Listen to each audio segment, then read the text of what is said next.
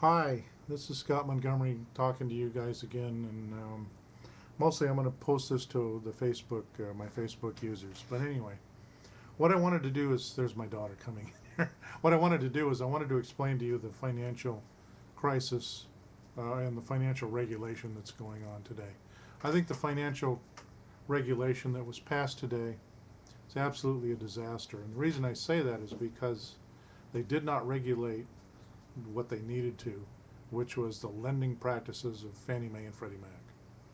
And that's huge because now banks, um, instead of being required to lend to people who are of questionable um, uh, ability to pay back, that wasn't addressed, that wasn't issued. So what happens is that they instead blame things on Wall Street and they try to regulate these derivatives. Well, as I've explained before, you cannot do that, and I'm going to explain to you why. I've got a chart back here that shows, um, uh, that explains kind of what derivatives are. So think of betting on a horse race. When you go to the track, you bet on a horse to finish first, second, or third, or whatever. My shirts are getting too big now. But anyway, um, you can bet any number of ways. That's the typical option. Well, a derivative doesn't work like that. Here's a whole trading month, let's say, for the stock market. So I wrote this out here. I know it's a little hard to see, but what you're doing with a derivative is you're taking a portion of that, and in this case, you're taking a day.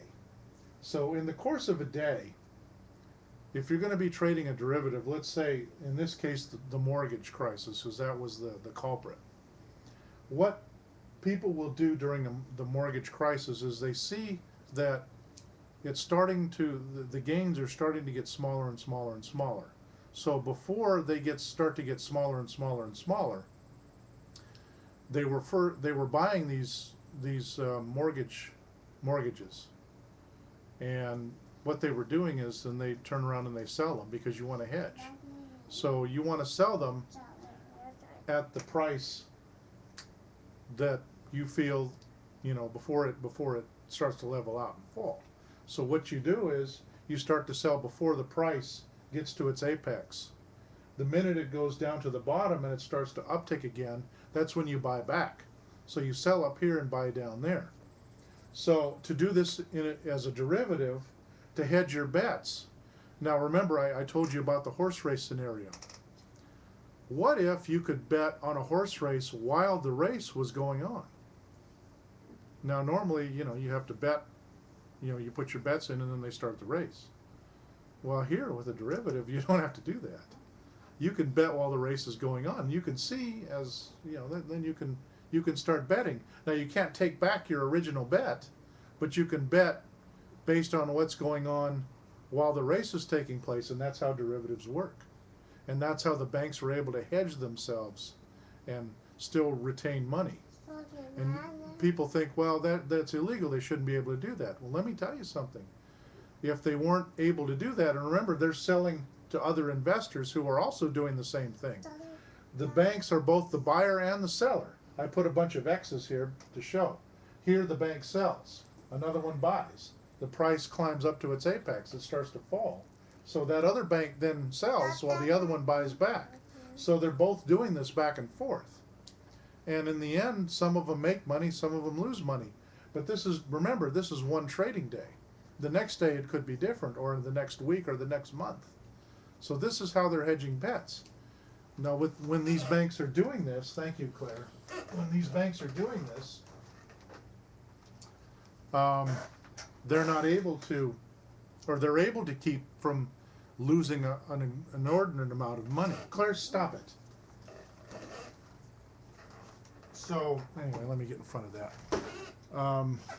Anyway, I wanted to explain that with that illustration. So when the banks are not losing an inordinate amount of money, they're able to stave off further unemployment.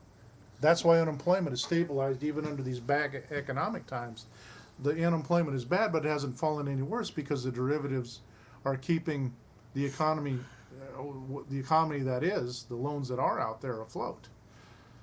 If you regulate these things, and the two things that they passed today are bank liquidity and the Volcker rule. I'm not sure if the Volcker rule, how that's going to work yet, because I'm not sure how that's exactly how that's factored into the equation and who's going to be allowed to do these things, and I'll explain that in a minute. Bank liquidity means that you have to have a quarter of your assets in it as cash.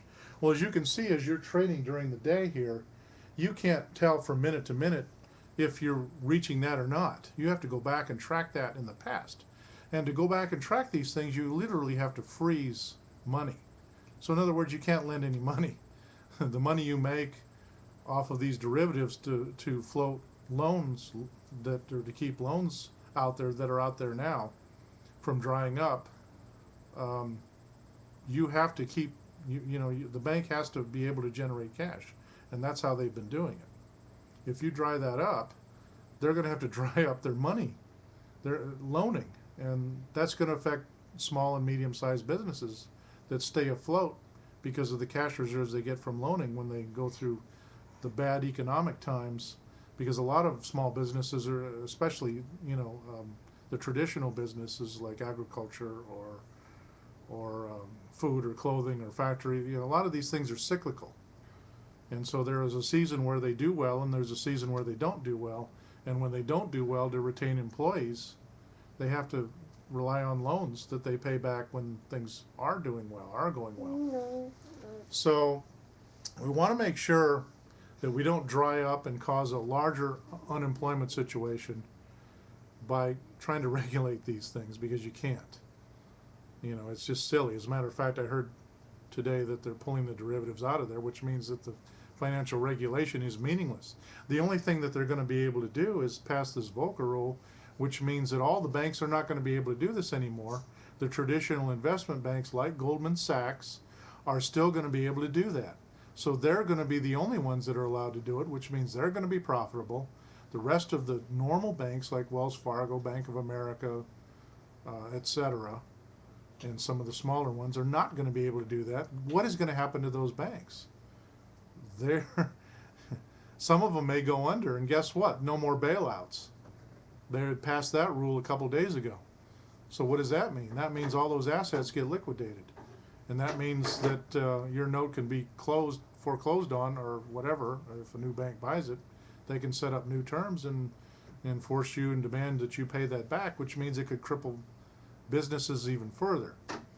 So these regulations, I fear, will cause larger unemployment if the economy does not roar back. And I mean roar back. If it stays the same or declines at all, you're going to have huge unemployment numbers, or larger than they are now. And guess what? The states that are going broke are not going to be able to recoup that money either.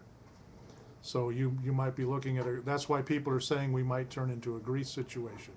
That's what they're talking about. The places like California may have to start foreclosing and start literally shutting down schools and laying off employees. And businesses may have to leave the state because they won't be able to recover their business base. So that's what that means. Anyway, I wanted to leave this video out there. I know it's a long video, and I wanted to explain this so that it makes sense to you. I want you to do one thing for me, and this is why I made the video. I want you to vote those suckers out in November, because they are not looking in our best interest. I've gone down there and tried to tell them this.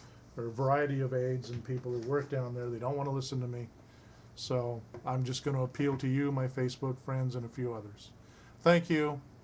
I know this is a long video, but it's worth it. God bless.